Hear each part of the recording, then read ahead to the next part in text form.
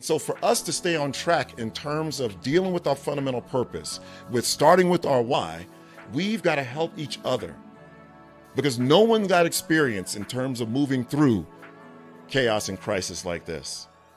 And so when we do it together, when we decide we're going to be better together, we begin to see this situation as a series of opportunities as opposed to just sheer adversity.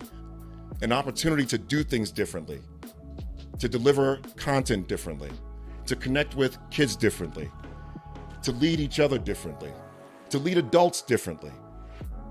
We have to see it as an opportunity. We absolutely can do this, kind of lock arms, because some of us are going to have better days than others. And the goal is for all of us to kind of level off, but we're going to need each other to be aware that we've got to stay focused on our fundamental purpose, which is to ensure learning,